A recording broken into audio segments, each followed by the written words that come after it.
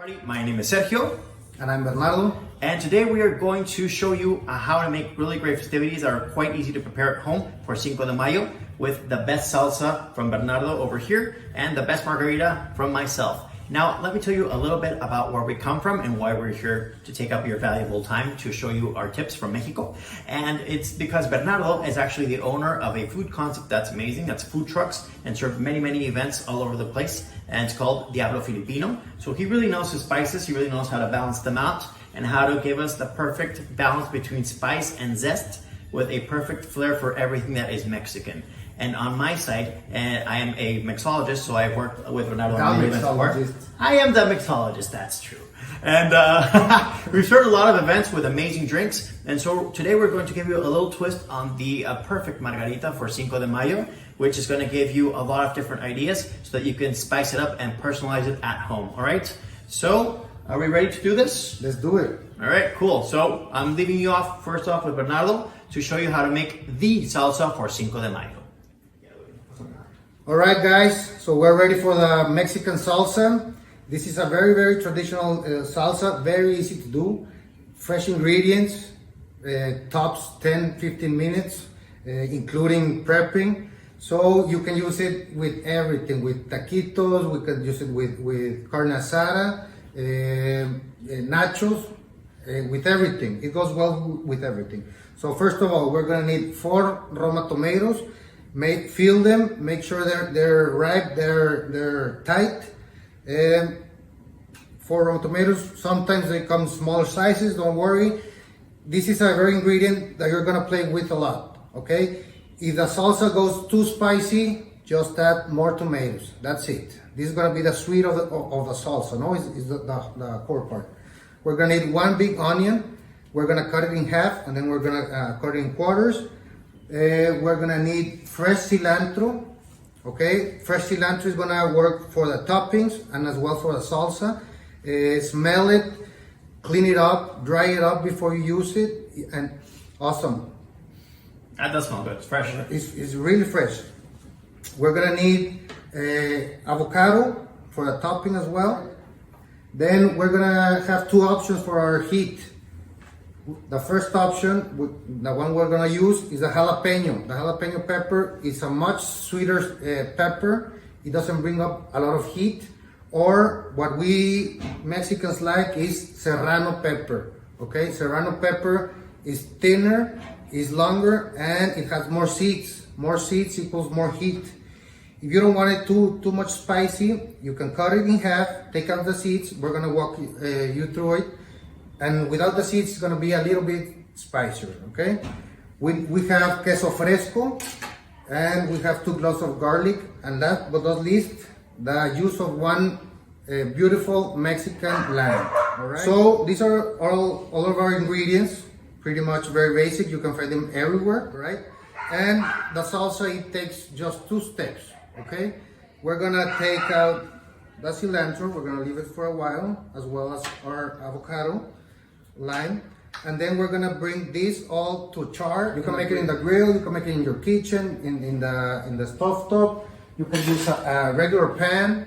You can use whatever you want to char them. All right. So I'm gonna take everything. I'm gonna take this right now to the grill. Look at that. Look at the color. It's green. It's beautiful. It's beautiful. It doesn't have the we are gonna make some cubes. Now check that. Show them the camera. Show them how that works. Okay. That's amazing. I mean, come on. This man is a chef. I'm learning as well. Okay, so vertical slices, horizontal slices, and then with a spoon all the way around. We're gonna come all the way around. That's so easy. And then we're just gonna place it right there for a while. We're gonna take our queso fresco and just slice it in. Now the big key with queso fresco is that you always have some kind of a cheese that's semi-solid, but it's got a lot of water in it, so it's going to be lighter in texture, and it's going to play off really nicely with the rest of the vegetables, and of course, perfect with the avocado. Let me check out this guy. Yeah, the next step is to blend everything. you don't want to blend everything very smooth. You want to put it in the chops function, so it chops down all the vegetables, and it makes it the texture that's actually so it's a little chunkier, right? Yeah, chunkier. All right. Okay. Yeah, the garlic is always a really important part that we don't really think about too much whenever we talk about salsa, but it's one of those elements that's key. And of course, all you need is just a little bit to make sure that it works really nicely. Okay. So look at this tomato. The skin comes off perfectly cooked. The skin is charred. We're not gonna throw it away. We're gonna use the skin as well. Look at this beauty. Okay, so it's all charred up. Nice. All right, so are we ready for the blender now? Yep. Flavor, garlics to the blender. All right. How do you like it? Serrano jalapenos or just jalapenos? I say we go half and half. All right. Come on, we want it a little spicy, right? I mean, if we want to play it safe, it would just be straight up jalapenos, but today we're gonna bring it up low the notch, so let's do half and half. Is that possible? That's possible. Awesome. Okay, half of our onion, it goes Right. in, 2 jalapenos, and let's do 1.5 serranos. Beautiful. Now that's Okay. been deseeded, of course, so there's no seeds in the serranos, but the jalapeno is just straight up. All right. Okay, the juice of 1 lime. Okay, Again. seedless. That's very smart. Yeah, no seeds equals a lot less pain in terms of removing them and a lot less time. Perfect. Can you feel out the smell? Spicy. You know, there's the spice, but then again, it's also really nicely rebalanced by the lime. So I like that. I like that because limes are definitely the kicker that we always need to keep taste buds at bay. And that's going to be something that's going to help us a lot whenever we learn and choose perfectly what to choose next. And then we're gonna bring out the cilantro. All right. Okay, 6 strings, just with everything. All right. So Just we got chop it down, full stems. full stems and everything, chop it down, Cool. and that's it. All right. So we're going back to our blender station. Place it, lock it in, and you said what to do. What's the function? Chop. Chop function. Right. Okay? Chop. Quick. Not aggressive. You stir it a little bit. Yep. All right. So we still got that chunk in there. See the consistency's flowing. It's not too liquidy, but it's beautiful. Perfect. Okay, remember one tip for the salsas. Right off the blender is gonna be hotter. If you let it rest for a while, the heat is gonna come down. All right. Okay, so remember, like everything in the kitchen, we need to balance it with salt and pepper. Right at the time, we put some salt. Pretty easy. Pretty easy. Some fresh pepper. All right. All right. Easy enough. And then Freshly ground. just a little chop. Right. So that gives everything a whole function. Now everything's nicely fusioned. Yes. And that's it. Looking good. Looking good. And then let's go over here for our presentation. We have our molcajete. The molcajete. The molcajete or It's the so mortar. pretty. Your mortar. Yes. I like the colors. For everyone that has been to Mexico, remember to buy one. Take it over there for wherever you are, guys. Because you need this. I mean, this is really a kitchen essential. It's a basic. It's something you need for everything from guac to salsa, and you're gonna use this every day to serve on the table. Clearly. Even for cereal, come on. Yeah. That's a good idea, man. So now we got our Chunk. salsa. You can hear the chunk. I mean, it's perfect. And look, it's steamy like Sergio told you before. It is. Look at the bubbles. It's just. So if you wear glasses, stay away, okay? But it's awesome because it's got the nice texture. I mean, it's definitely, I can appreciate and I can see all the tomatoes, but I can also see the cilantro going on in there. I mean, everything's nicely fused, and that's really the key. So thank you for giving us that tip because it's important. Whenever we blend, I would be the first up to say just blend, but we're not going to blend. No. You want to chop. We want to chop. If you have a food processor, you can use it less than a minute. Chop. The more chopped is better. Right. Okay. So then we're gonna garnish. All right. So we're gonna start off with the cilantro, with no stem, just the leaves. All right. It's very au natural. I like this. So that looks Some really cool. cilantro. So we've got that, and as we mentioned before, the smell of the cilantro is essential. So we're going to keep that really nicely. It's going to give it a lot more color. We can play with it, so you can personalize it. And it's very important to clean it up and dry it up. put a clean cloth.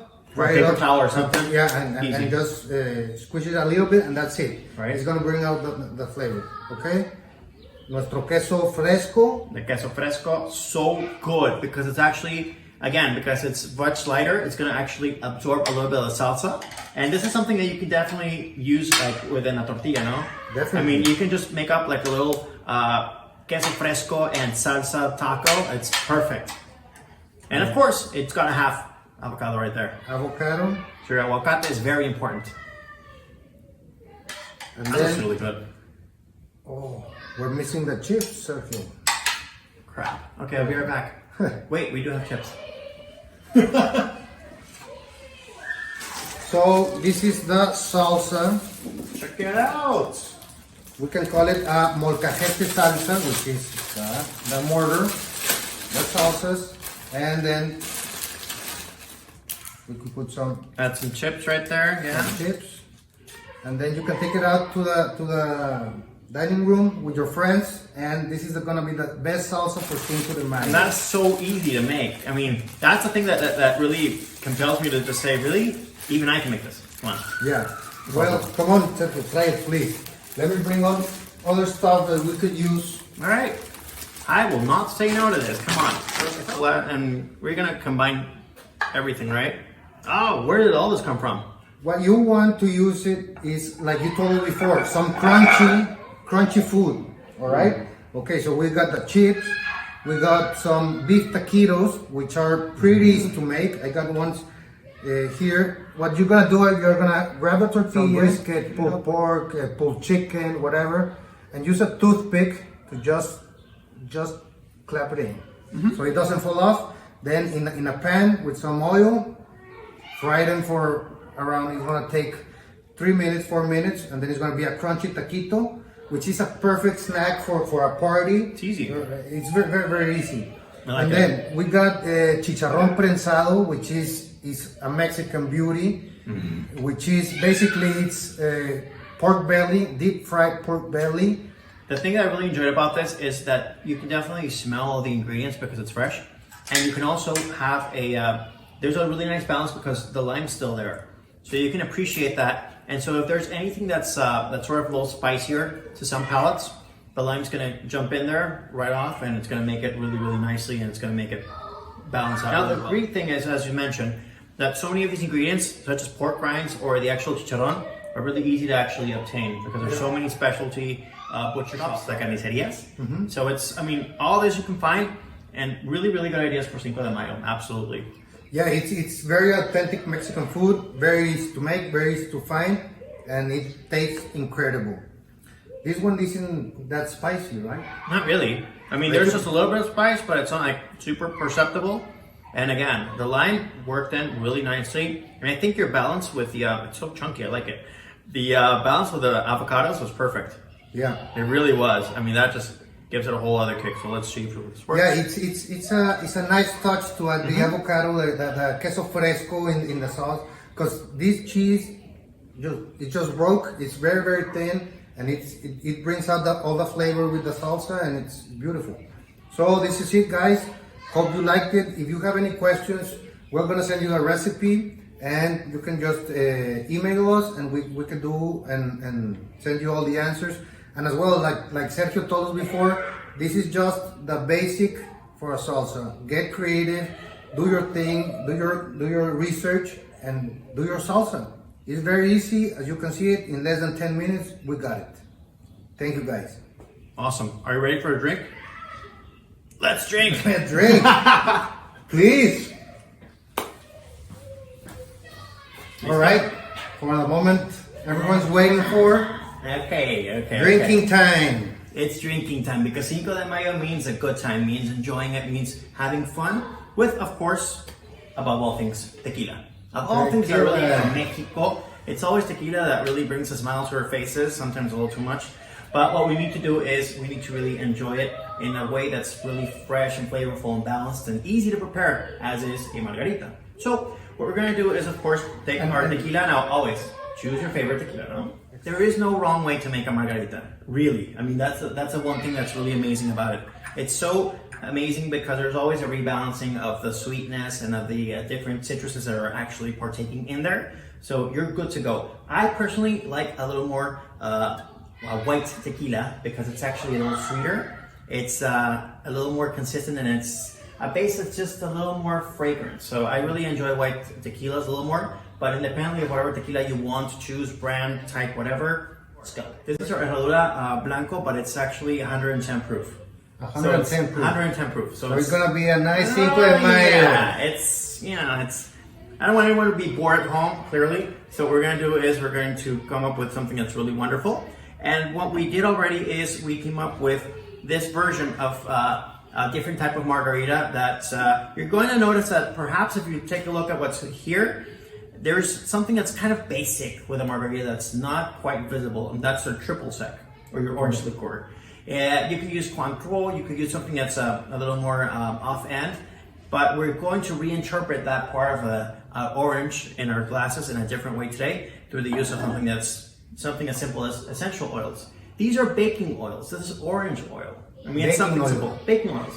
Replacing the zest of the orange, right? Right. Instead of zesting it, so... Precisely. We're going with oils. Oils are fun, they're easy, they're inexpensive, and they're going to be our interpretation to really make your margaritas, smell amazing. That's really what we're going for today. So, perfect. Can't wait for it. All right, Shuttle. What do we do first? Of course, your glasses. Your margarita glasses are so important. We want big glasses. We want glasses that are wide open. We want glasses we can drink easily from. And we want glasses that are going to be easily salt rimmed with. Now, because of course, the salt is essential here. There's going to be so much magic going on with your tequila, and there's going to be so much other fun things going on with your fruits and your limes, that we want something that's really salty, that's going to, bring it up a little differently. So we're juicing it up. Why are we doing this? To make sure that our salt sticks in a nice way. So it's quite easy. Sometimes everyone wants to go all the way around the glass. That's of course a possibility. I personally think it looks a little nicer if we just go through half of it, right? So that our salt, which is a little heavier, is going to stick on the inside of the glass. It's going to look really cool. What I've got here today is, you appreciate that? Yeah. No, it's big, right? It's big. These are salt crystals. It's not ground up salt. It's not really fine. So this Falk salt, which actually is Swedish salt, is infused with lime, and what's great is that you can actually take it and you can place it, as we mentioned, on the inside rim of our margarita glass. So that sticks a little more nicely, and it holds up well against the wall. And it's definitely going to give it a way more nice view. It's going to look big, it's going to look great, and it's going to smell even better. So here we go. So we've got a nice little inner lining of our big, beautiful lime-infused salts. So that's one. And while we're doing that, I guess all we're gonna need now is ice. We have ice. Oh my God, our ice. Awesome, perfect. So I was just mentioning how we're going to use the actual ice in the actual glasses to make sure that we've got something that's a little easier to handle, because of course our blender's already been well used by our salsa. Thank you, salsa. And so the cool part here is that it's gonna be a very simple process, because all we're really doing is building. That's kind of the whole thing about making a drink. You're just building up little layers, and it's very similar to cooking, I think, in a lot of ways. Always use the alcohol first. Why? Because if you do not properly place the alcohol within the drink, or if you layer it at the top at the very end, sometimes it doesn't really mix that well. So you might get a drink that seems a little too heavy at first, but then you're up, you stuff all the alcohol in there, and at the end, all you have is a mixture or whatever else you place in your glass, and that just sort of, it doesn't really equate well. Okay. If you place it at the beginning and you construct everything else on top of that, then you have a nice fusion and much more probabilities of either getting a drink that's a little heavier on the bottom, which is a perfect happy ending, or it's something that is going to work out really well because everything sort of flows really nicely. Especially if you use mixers that have a lot of bubble, so they're real carbonated, then that's going to actually help to blend and mix up and bring up all the alcohol from the bottom to the top in a very uniform way. So, yeah, good question. Definitely, always the alcohol first. So once we have our beautiful margarita glasses with the salt rinse, and there's going to be a lot of options here. I don't want to be too worried because, yes, I talk too much. What we want to do is we want to really create a base that actually functions well, and then Bernardo's gonna work out one version of the margarita. I'm gonna make out mine, and then in the end we're gonna top it differently. So it's gonna be, so we're gonna show you a different way to make it, and it's all up to you. I mean, this is all really something that's fun, and much like cooking, it's something that you can make in a different way to surprise your guests. So here's what we're gonna do. Once we get this, of course, our little salt rim beautiful margarita glasses, we need to just get the inner bowl is what we're aiming for. So basically all the ice we can fit in the inner bowl of our glass is perfect. Next step. So yes, more space for tequila. Think about that, okay? Less ice means more tequila. So here's what we're gonna do. We're gonna first off use a little jigger. Now if everyone has a shot glass at home, that's easy enough. I mean, it's all you basically need. A shot glass is usually around 2 ounces, 2 ounces, right? And so we're aiming for 1.5 ounces. And clearly this is very personal, and these are hard charting times for everybody. So I don't expect for anybody to follow my advice here and say, I will stop at 1.5 ounces. But make it double, please. But I am going to do that right now for argument's sake, and just go ahead and add my 1.5 ounces. Perfect. And what we're going to do next is we're going to add in something else that's essential. And here's the part where you usually would ask for the orange liqueur or the triple sec. But today we're doing it differently. Yes, we're going with the orange oils. Now these are tiny, super potent, and if you want to smell them, I mean, these are just amazing. Oh my God. They're like, just one drop and it's exactly orange all around. It's all orange, and this is what you want because it's going to bring out. And it's acid as Yeah, well. I mean, it's kind of sting. It's an orange freshly squeezed. It's huge. It's huge. So this is something that is an excellent alternative to your triple sec or your orange liqueur. And what we're going to do is we're going to add 3 drops, 1 precisely in each of the corners. Right. Now, important to also have at hand is spoon. Any kind of spoon will do. Okay. So what we're going to do is we're going to take a little bar spoon in this case, and just again we're going to use the bowl with a little. Ooh, that's nice. I mean, a little bowl is already circular, so we're going to use that. Sort of swish it around a little bit. And you're gonna make sure now that the oil breaks around. Right. First it was floating, now it's incorporated. Right. So now the oil actually broke up into little bubbles, and it's everywhere. Now it's teeny tiny little orange oil bubbles that are just dancing around the surface, and that gives it a really nice color too. Yeah. Now what's next and important here is to talk about the part that's lime. Of course, lime is everything. Lime is clearly the soul of our salsa in this case, and it's gonna be the bridge that's gonna bring us to this. Now this is actually cold pressed lime juice. You can actually press limes at home, of course you can. I'm a little lazy these days. Yeah. So what we've got here is actually a fusion. You're gonna smell this, you're gonna notice. It is amazing because this is cold pressed lime juice, so it's straight up lime. That's actually a little, yeah, it's a little sweet though. Yeah. I mean, that's a cool part about it. Because what really people don't notice too much is that there's actually a lot of actual residual sugar and oil in lime peels. And this, once it's cold pressed and you get a product like this, which again is easy to get at home, is something that works really well. And you can find these as well in Amazon Fresh, right? Oh yeah, these are amazing. There's so many companies that make them. And so what's really great is that you can actually take up exactly the same amount, which is 1.5 ounces. So it's one part. Right, it's equal parts, and it looks really, really good in our glass, and it's gonna mix up really nicely. The oil's still dancing around, more bubbles. Yeah, and now here comes the interesting part that I think would be a nice fun twist. Now, this in itself actually is a margarita.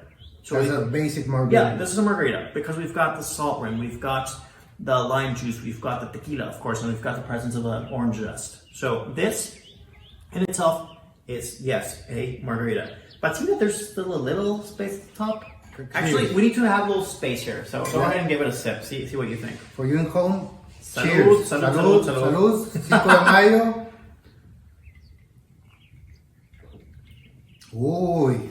And for those, Easy enough. For the old-fashioned margarita, it's a frozen margarita, right? Yes. Okay. Mostly crushed ice, everything. But now this is the new version. This is a much simpler. Remember, guys, you can do whatever you want. You can do this, absolutely, then blend it all together. Oh yeah. Okay. And so the key is, and I did mention that before. Whenever you want something that's basically not on the rocks, and you want a blended margarita, the basic rule of thumb is basically 1 part of everything that's liquid.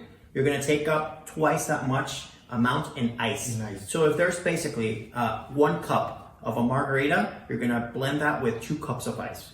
And what we're going to do now is we're going to play up a little bit with our flavor. So thankfully we took a sip, so that now there's a little more space in our room? glass. Exactly. Okay, I think I'm gonna need another tip. You know what? I think I'll follow your lead because you're so smart. More flavor. Ooh. All right, so Now we're feeling it. everything's more incorporated. Yes. It kicks. And there's your tequila, there's your lime, and there is definitely the orange that's still basically, it's bouncing around there. It's amazing. But whenever we talk about margaritas, there's always that discussion whenever we're wondering what kind of flavors we can play around with. Because of course there's so many options. And so here's the other part you can do with. And this is why Bernardo chose guava and I chose mango today. Now you can use a little jigger, but As I well, say, 1.5 one of those? yeah, but Or I think it's actually basically Just easy enough to just sort of play around with it, and you can color it up in any way that you wish, because it's so easy to understand how the natural sugars within fruit can be incorporated into a margarita in such an easy way. So just go ahead and do that. Let's give it a teeny tiny little stir. The color is amazing, and that color is all natural, which is really what we're aiming for whenever we make a margarita. But you know what? There's also something else that we can do. And here's the fun part. Another fun part.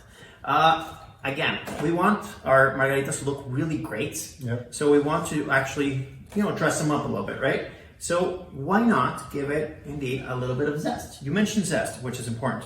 Yep. So what we're going to do is take a microplane or another very, very fine grater. In this case, it's a spice grater. You can tell, the blades are really, really fine, really tiny. And basically with a Mexican lime, all we're gonna do is give it basically a little run through over the top. And that's gonna give us a really, really, really nice color with all these little ribbons of Mexican lime on the top surface of the margarita. So let's make it look really festive. And we're also going to add a little bit of dehydrated orange. Because again, I think maybe sometimes it's my subconscious speaking, but I think it's, there's never enough orange in a margarita. And the fact that we are basically playing around with oils means that we can actually also try to incorporate it in a different way. So what we did today was we picked out these really amazing dehydrated Valencia orange rounds, which are going to look really great on the top. Let it float. Oh yeah, Let it float. it's going to look really, really great on top. And we are also going to add a little bit of the tajin. So chili powder is going to be the kicker here that's going to help seal the deal whenever we create our margarita.